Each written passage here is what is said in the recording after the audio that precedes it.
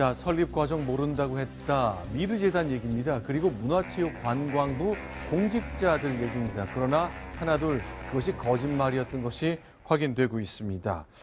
자, 심정수 차장께 다시 한번 질문을 드리겠습니다. 작년에 이제 미르재단이 그 가을에 설립되는 과정에 굉장히 일처리가 빨리 됐잖아요. 네, 그렇습니다. 그러나 그 중에 일부가 사실과 다르다는 것. 하나, 직접 본인이 고백한 공무원이 등장했다면서요. 청와대가 주도했다 이런 얘기를 그 문체부의 그 과장이 직접 그 국회의원에게 이야기를 했다는 건데요. 네. 하윤진 문체부 대중문화산업과장이란 분이 그 김병욱 더불어민주당 의원에게 저런 이야기를 했다고 합니다. 네. 당시에 작년에 미르재단이 작년 10월에 설립이 됐잖아요. 그 당시에 어떤 일이 있었냐면 최복은 콘텐츠 정책관의 지시로 작년 10월 22일 청와대가 주재했던 미르재단 설립회의에 참석했다. 사실 청와대와 미르재단 아무 관련이 없는 걸로 알고 있다. 문체부도 설립 과정 잘 모른다 그랬었거든요. 그런데 그 회의에 자기가 본인이 직접 문체부 대표로서 참석을 했고 당시에 그 지시대로 재단 설립 허가를 처리했다. 이런 얘기를 고백을 뒤늦게 한 겁니다. 자, 세 가지 포인트가 있는데 그걸 저희가 좀 정리를 해드리겠습니다. 미르재단 설립하기 위한 회의가 청와대에서 열렸다. 내가 참석했다. 이겁니다. 공소장에 있었던 얘기입니다. 그전엔 몰랐던 내용이고요. 또 하나 10월 말에 리커창 총리가 한국 오기 전에 다 끝내라는 대통령이 시한을 박았기 때문에 이때쯤 아주 빠르게 회의가 진행됐다는 것 두 가지고요. 세 번째는 이렇게 여성 과장인데 야당 의원을 찾아가서 이실직고했다. 이렇게 볼 수가 있겠습니다. 그러나 이 하윤진 과장은요. 올 9월 달 국회의 국정감사 때는 사실 좀 달리 얘기를 했습니다. 야당 의원이 묻고요. 지금 이실직고한 하 과장께서 답을 합니다. 그때의 장면 한 토막 보여드리겠습니다. 과장님, 지금 미르재단 설립 때부터 지금 계신 거죠? 네. 자료 요청을 하는데 담당 과장이 그렇게 대응을 하면 되나요? 저희가 잘 모르고 있던 이슈들에 대해서 언론에서 이제 의혹 제기되는 부분들이 많기 때문에 허가가 나서 바로 현판식을 했어요. 사전에 다 준비되고 모의된 사항이기 때문에 그렇다고 저는 생각합니다. 어떻게 생각하세요? 실질적으로 준비를 어떻게 했는지에 관해서는 사실 문체부로서는 아는 바는 없습니다. 자, 이 장관은 이제 현재로서는 아는 게 없다고 얘기를 했고 이게 9월 상황이거든요. 수사가 한 달, 두 달 만에 이렇게 빠르게 진행될 줄 예상하지 못했을 것 같습니다. 그러니까 국정감사 전에 내가 다 보고했고 조윤선 장관에게도 보고됐을 것으로 생각한다라고 하 과장은 얘기하고 있습니다. 여러 가지 논란이 많이 생길 발언을 한 거네요. 자, 그러면요. 또 하나 어떻습니까? 특히 이제 조윤선 장관 관련해서는 작년 9월 교육위 때 비슷한 장면이 계속 반복됐습니다. 대정부 질문에서도 반복됐고 역시 그 장면 한 토막 저희가 소개해드리겠습니다. 그날 전경련이 서울 사무소에서 오후 5시에 접수한 날입니다. 세종시 본청으로 가져가는데 왜 서울시 사무소에서 받았나요? 직원이 서울에 출장을 올 기회에 서류를 전달받았다고. 주무관이 전혀 기억을 못해요. 탑승 시각이 12시 34분입니다. 오전에 회의 안 했어요. 이해가 안 가는 거 아니겠습니까? 담당 직원과 정회 후에 확인해서 보고를 올리도록 하겠습니다.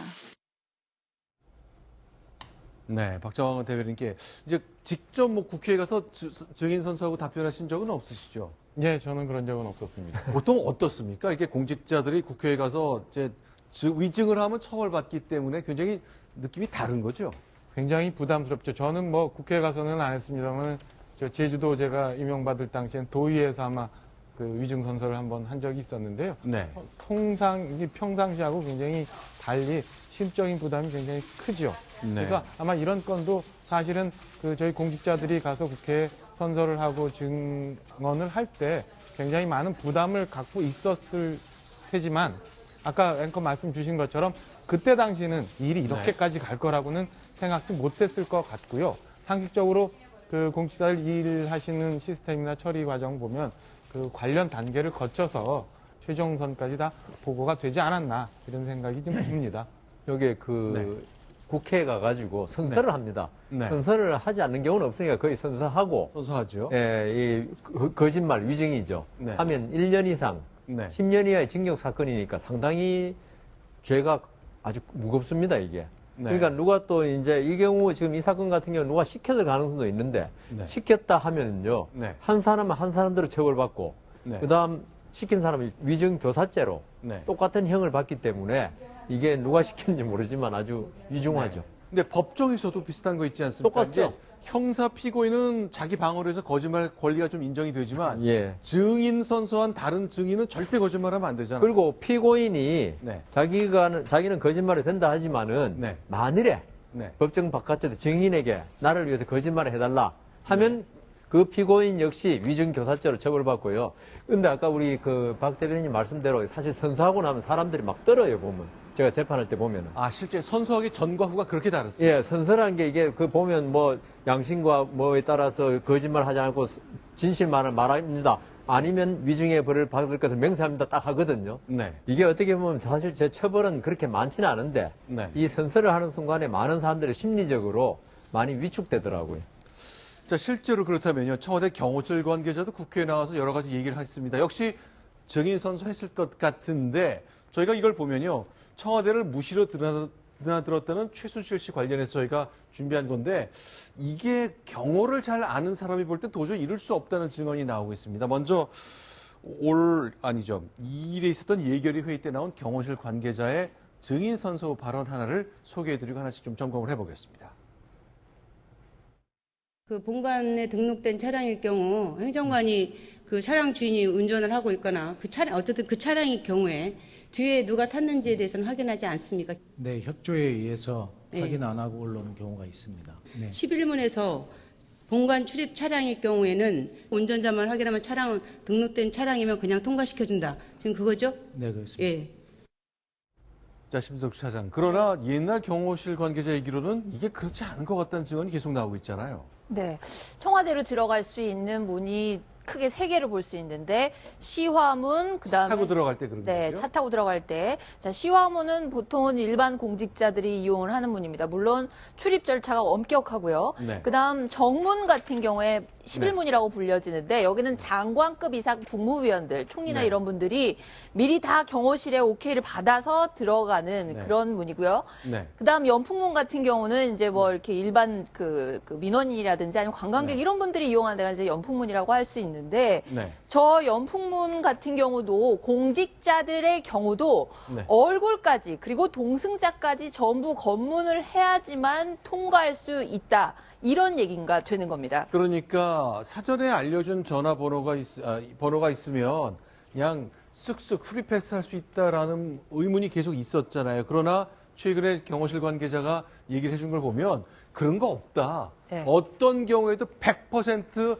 전원 다 얼굴 대조가 돼 있다. 청와대가 그냥 쑥쑥 들어가는 것이 아니다. 바꿔 말하면 청와대 현재 경호실은 이미 다 알고 있어야 됐다. 몰랐다라고 얘기할 수 없다는 거 아니에요. 네, 그렇습니다. 뭐 어떤 식으로든 기록을 남겨놓든지 아니면 네. CCTV 같은 데 기록이 남든지 청와대 경호실장이나 경비본부장 이런 분들은 분명히 알고 있었을 것이다. 모를 리가 없다. 이런 얘기입니다. 네. 실제로 어떻습니까? 오히려 허점일 수 있는데요. 사실은 네. 지금 말씀하신 시화문이나 연풍문을 통과하는 경우, 네. 그러니까 시화문은 일반 공직자 차량도 걸어가고 통과를 합니다만은 네. 연풍문 같은 경우는 장차관 내지 뭐 이렇게 미리 사전에 등록된 차량 외에는 출입 자체가 안 됩니다. 그리고 네. 차량 같은 경우는 여러분 뭐 영화 같은 데서 보시지만은 네. 그 트렁크 같은 것도 이렇게 검색하는 기계로 다 탐지를 하죠. 아, 차 바닥에 그럼요. 넣어가지고 그러니까 차가 빨물이 있는지 없는지. 차가 딱 자리에 서면 네. 이렇게 다 감지하고 모든 걸 다 검사를 하게 됩니다. 트렁크까지 열고. 네. 그렇기 때문에 그 시화문 영풍문은 누가 안에 누가 탑승을 했는지 그 차 네. 안에 어떤 짐이 있는지 그다음에 이 차는 들어갈 수 있었던 차인지 아닌지는 네. 사실은 다 확인을 하는데 그거보다 더 그 경호나 그 더 심한 네. 그 정문 같은 경우는 더더욱 상상할 수 없는 일이죠. 출입증과 얼굴 대조 뭐 100% 해야 된다. 백악관 정문에도 100% 아이디 체크 이런 거 써보신 거 제가 본 적이 있거든요. 예외가 있기 어려운 것이 백악관이고 우리의 청와대일 것 같습니다만 어쨌건 경호실과 과거 경호실 관계자 얘기가 좀 차이가 나고 있습니다.